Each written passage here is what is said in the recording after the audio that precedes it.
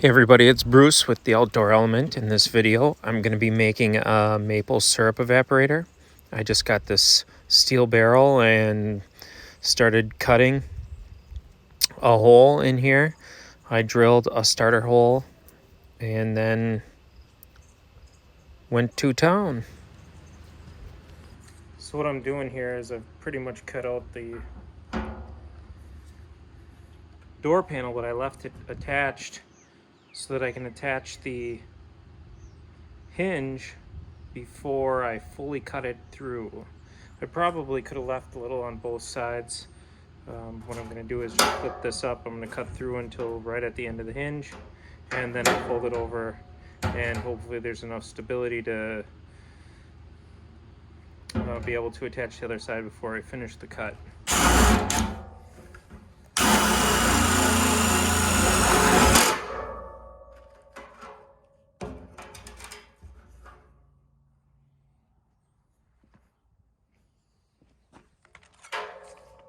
As far as the cutting goes, I'm just using a regular metal blade. This is actually cutting through this like it was nothing.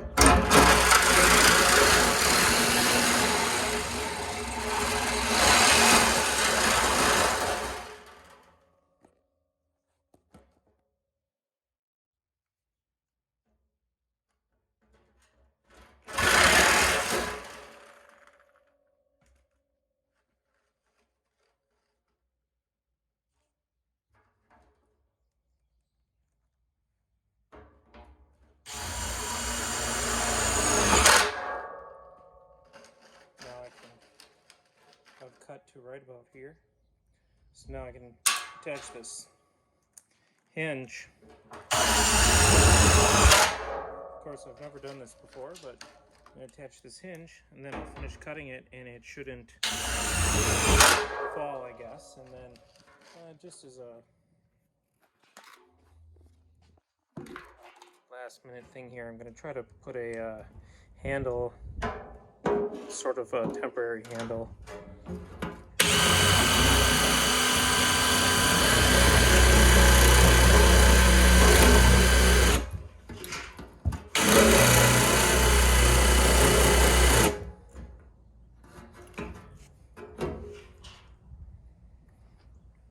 It's not going through there at all.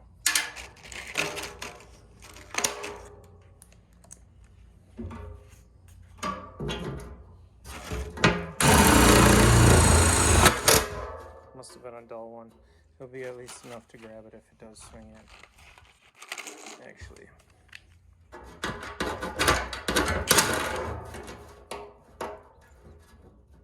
There.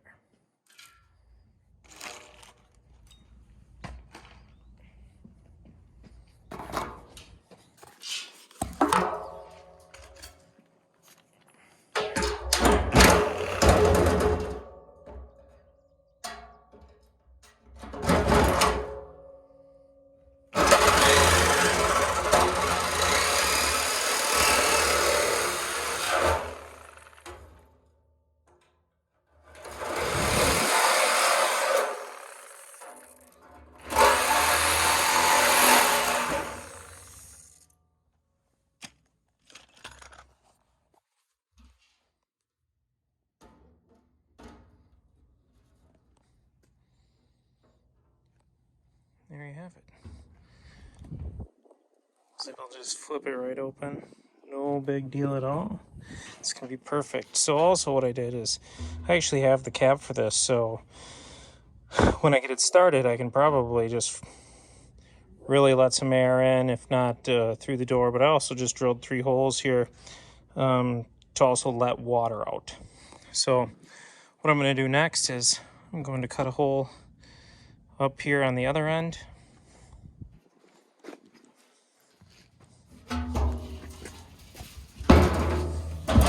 So it'll be sitting somewhat like this. So I need to have my chimney stack come out of here. Now, don't really know exactly what I'm going to do, but well, I do know exactly what I'm going to do.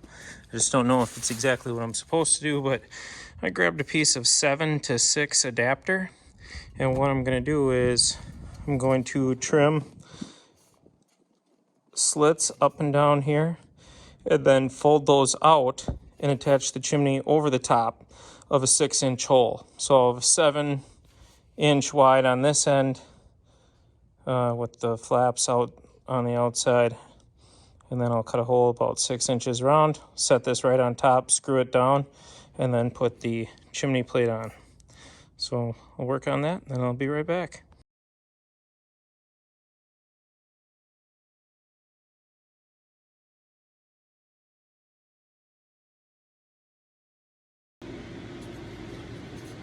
Okay, so I used a tin snips, just snipped some lines down the side, and then I just got a needle nose pliers.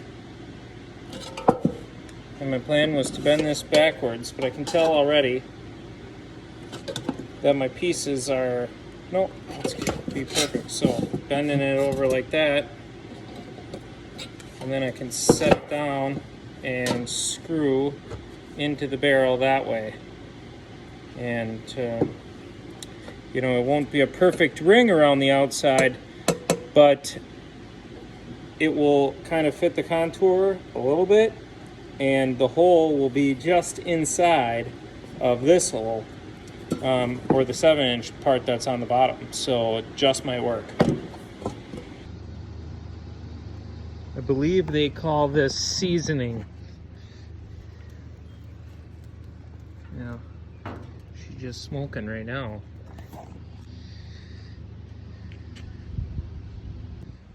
Okay, so actually got caught up with some other things, but I ended up moving this as far back as I possibly could, then even wrapped my ends underneath here. But otherwise I just anchored a few down, and I cut about like a square shape in there, much smaller than the actual pipe. But what I did here on the door was I just screwed in a shelf bracket, and I just put it at an angle so that it would stop over here. You can open her up. She's burning whatever's inside of this thing right now. But you know, I've got my air hole down there, and then for the most part, you know, she really lets her billow out the top. What I have to do is cut in for my pans yet, and I decided I wanted 16 inches. So what I did was just measured straight across with the level so that I had 16 inches, because I believe they're 20-inch pans they're coming, and then I wanted to have one that's up a little bit higher. So I leveled the line back, but then as I got to 12 inches, which is actually right here, I didn't want to cut all the way through, so I only went to 10 inches. But this one will allow one pan to sit a little bit higher than this pan, so the lip doesn't overlap. But since I don't know how big the bottom of the pan is, I left it at 10 inches. And hopefully that's close. And then I'll just cut down and over for the second pan. And then that should be about 2 inches from the front. So this line right here that I cut is 26 inches from the front. So hopefully 2 pans will leave me back maybe even 3 inches or so from the front. And that is my first maple syrup cooker.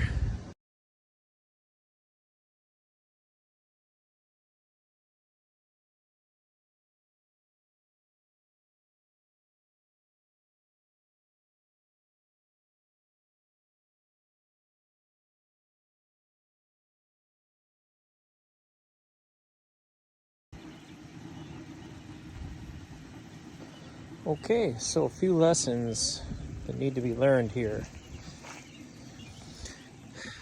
First, you know, I ended up with these gaps on the bottom, but also the pan sits on this rib, so I was forced to have to put a metal bracket in there, but it also kind of helps it stay there a little better. rather than balancing on the ends, but I had to do that. The pan was 10 inches on the bottom and about 11 inches in the middle, and in the future, and when I cut the second one tomorrow, I'm going to end up trying to follow that line so that it's 10 inches here and 11 inches up towards the middle of the barrel. But we've been boiling now for, I would say, consistently, because at first I really didn't know how much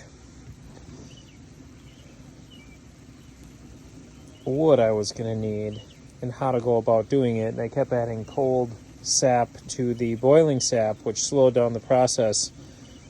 But we started at about 1:30, 2 o'clock, and things were slow for the first few hours. It's about 5:30 now, and as long as this one continues to boil, I like to heat up in this pan here. I even tried putting that on the oven in the garage, but didn't really work so much.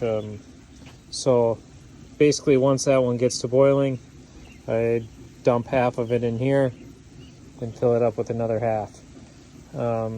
It's probably about 20 to 30 minutes of boiling per gallon, I'd say, to keep things moving along.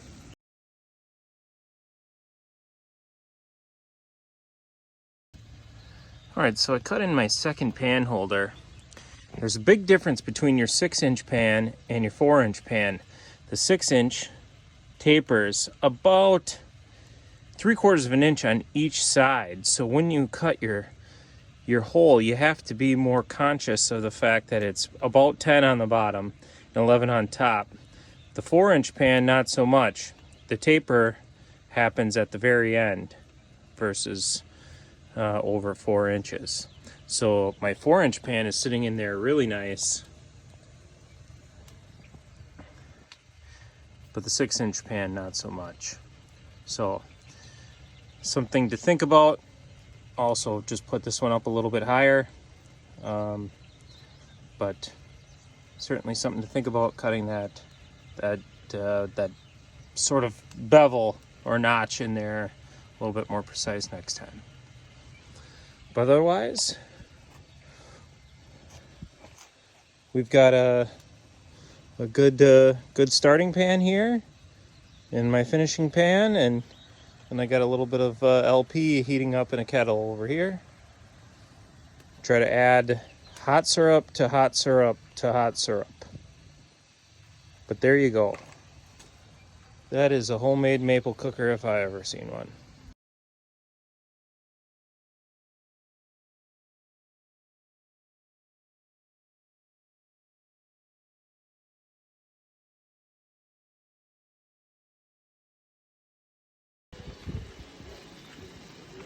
Hello, Miss Emma.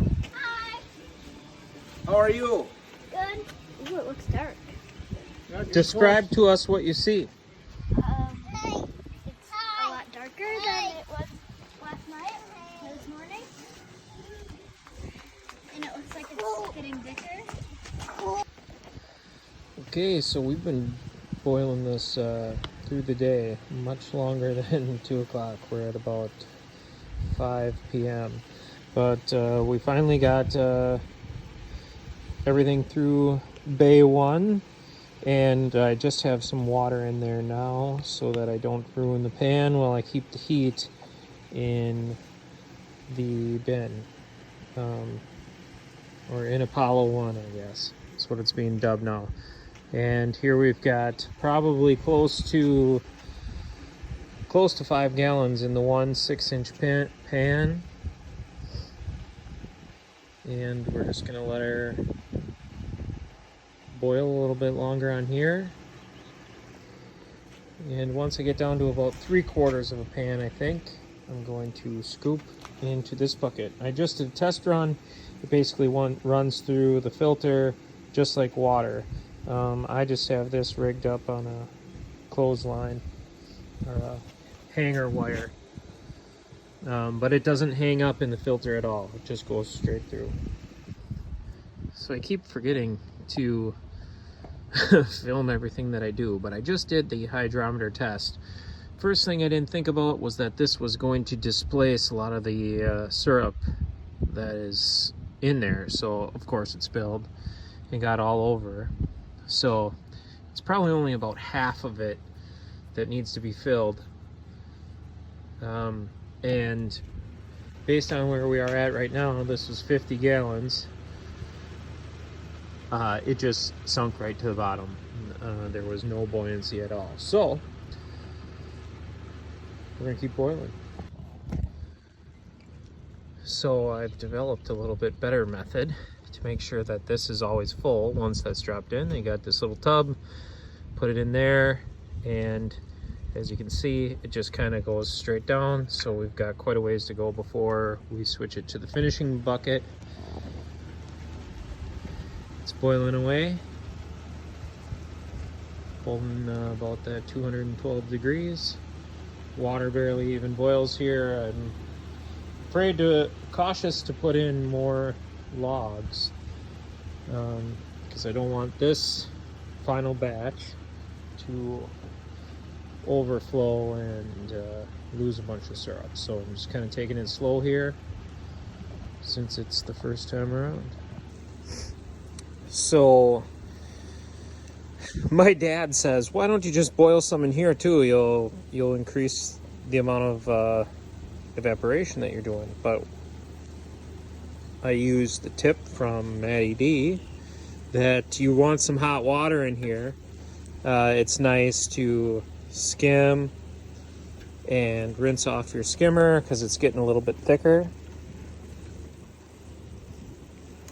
on the edges. And there's a lot of debris that comes up that will get filtered out with this.